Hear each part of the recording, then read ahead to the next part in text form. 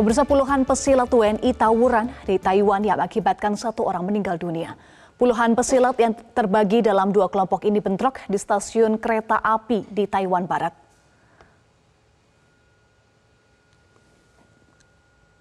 Beredar gambar puluhan WNI yang belakangan diketahui anggota kelompok silat yang memiliki banyak pengikut di Jawa Timur dan beberapa daerah lainnya. Tawuran menggunakan senjata tajam di stasiun di Taiwan, tepatnya di stasiun Changhua.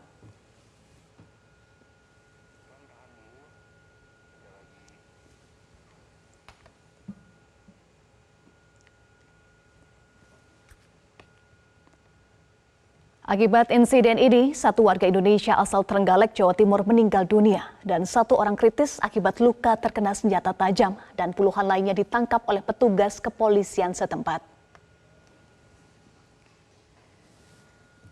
Dari hasil pemeriksaan, petugas melakukan penyelidikan lebih lanjut terhadap 15 WNI yang diduga terlibat langsung dalam kejahatan berat.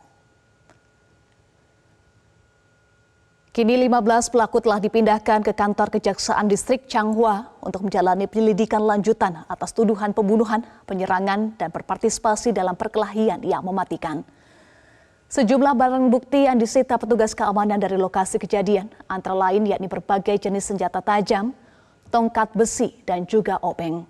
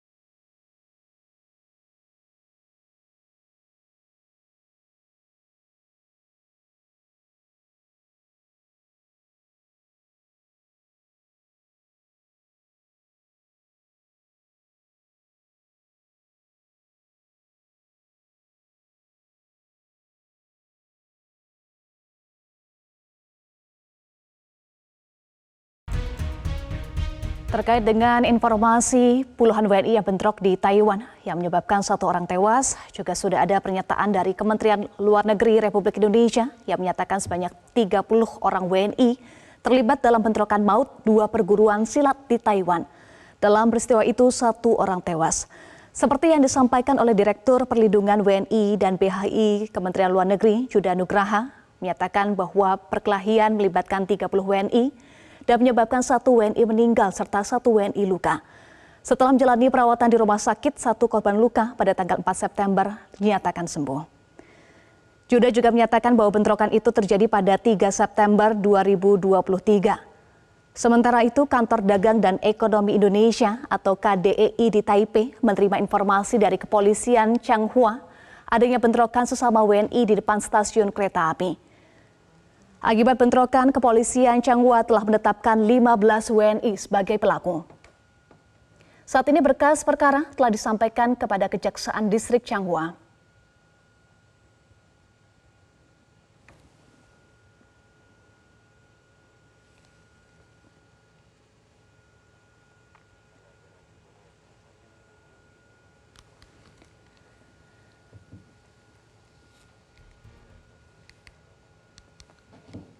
Pemirsa, kami informasikan kembali puluhan pesilat WNI tawuran di Taiwan mengakibatkan 1 orang meninggal dunia.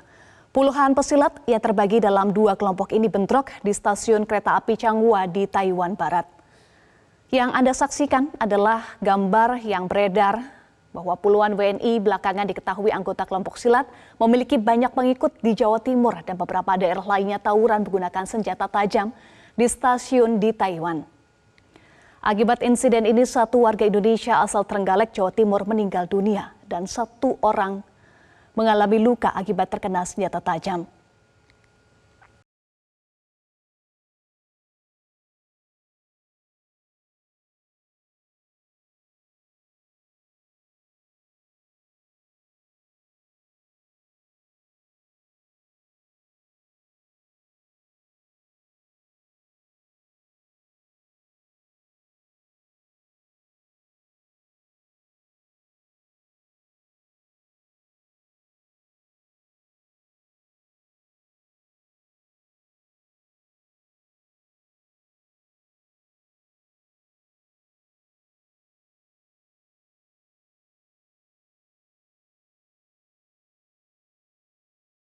Pemirsa, untuk membahas lebih lanjut, kita saat ini telah terhubung dengan Iqbal Sofwan, Kepala KDEI Taipei melalui sambungan Zoom. Selamat siang waktu Indonesia, Pak Iqbal. Selamat siang, Mbak Eva. Iya, Pak Iqbal, bagaimana hasil penyelidikan sementara dari pihak kepolisian setempat terkait dengan kasus ini? Ya, hasil penyelidikan sementara adalah telah ditetapkan 1 tersangka utama, kemudian 14 lainnya status sebagai tersangka. 1 tersangka utama ini statusnya ditahan di kantor polisi, sementara 14 lainnya sudah bisa dipulangkan ke mesnya masing-masing, namun tetap proses hukum tetap berjalan terhadap 14 orang yang statusnya sebagai tersangka ini. Gitu, Mbak Eva. Baik, apakah betul Pak Iqbal Ya. pelaku ini merupakan anggota pencak silat? Ya, para pelaku ini adalah organisasi massa warga negara Indonesia, pekerja migran Indonesia yang ada di Taiwan. Sebetulnya apa yang memicu bentrokan kedua kelompok ini, Pak Iqbal? Sebenarnya 4 kelompok sebenarnya. Jadi 4 kelompok, ya? 1 kelompok kemudian diserang oleh 3 kelompok lainnya. Jadi disebabkan karena provokasi di media sosial, dalam hal ini TikTok. Terkait apa konten di TikTok tersebut? Iya, menghina organisasi lainnya. Baik. Halo? Baik, Pak Iqbal, bisa Anda sebutkan kelompok Iya. pencak silat mana? Kenapa? Bisa Anda sebutkan kelompok pencak silat mana yang terlibat bentrokan di Taiwan ini? Ya, informasi yang kami dapatkan itu adalah terdiri dari PSHT, kemudian Kerasakti, kemudian ada juga Ligas PN, kemudian ada juga Viral. Baik, mereka di Taiwan berprofesi sebagai apa, Pak Iqbal? Pak Iqbal? Yang bekerja di manufaktur. Mereka bekerja di manufaktur, ya. Baik, ada juga 15 orang yang ditangkap, betulkah informasi ini selain 1 pelaku utama? Betul, 15 orang ditangkap, 1 ditetapkan sebagai tersangka utama, 14 ditetapkan sebagai tersangka. Baik, 14 lainnya bagaimana, Pak? Ya, 14 lainnya ditetapkan sebagai tersangka dan setelah hasil pemeriksaan polisi mereka tidak ditahan di kantor polisi, sudah dipulangkan ke mesnya masing-masing, tapi 1 orang dari 15 tersebut ditahan di kantor polisi. Baik, Pak, kalau kita lihat ya di visual yang beredar ini ada senjata tajam yang dibawa, ada celurit juga bahkan di sana. Bagaimana benda-benda tajam ini bisa dibawa sampai ke Taiwan? Benda tersebut kan bisa dibeli juga di Taiwan, Mbak. Baik, Pak Iqbal, lalu bagaimana dengan kondisi korban? Karena selain 1 korban tewas juga ada yang luka. Bagaimana kondisi terkininya? Ya.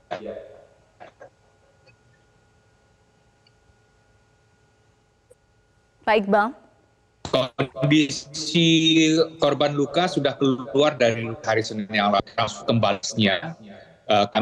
Halo, Ya, apakah bisa silakan mendengarkan suara dilanjutkan. saya? Mhm. Halo? Ya, mohon maaf Pak, tadi sinyalnya sempat ada kendala. Silakan dilanjutkan kembali. Oke, baik, saya ulangi bahwasanya satu orang korban luka ini sudah keluar dari rumah sakit hari Senin yang lalu, sudah kembali ke mesnya.